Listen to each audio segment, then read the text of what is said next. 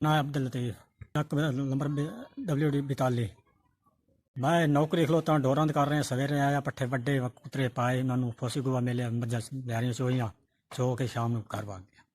28 डंगर हूँ फिर इस टाइम मैं चोण शामे ला दिया। हूँ ये पट्ठे मैं पाए मैंने लियारियां चोइयां लियारियां चो के हूँ पट्ठे पाए पट्ठे पा के तो उस बाद हूँ शाम को घर चले गए।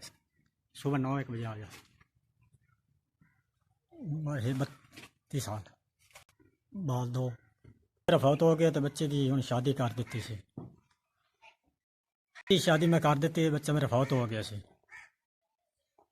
तो 10,500 रुपये मिल रहे 10,000 रुपया पैसे नहीं है। शाम को 0.5 किलो दूध दे रहे हैं। फोसी गुआ मिल रखे हूँ पट्ठे पाने पा के तो बाद दूसरा पट्ठे चक्कन जाना चकते तो बाद शाम को घर जाना।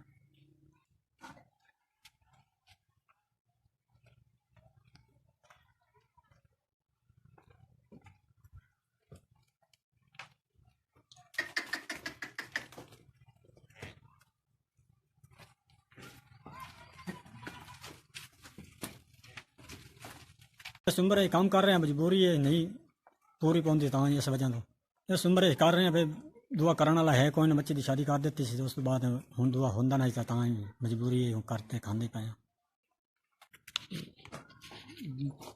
2 4,000 मिल गया है।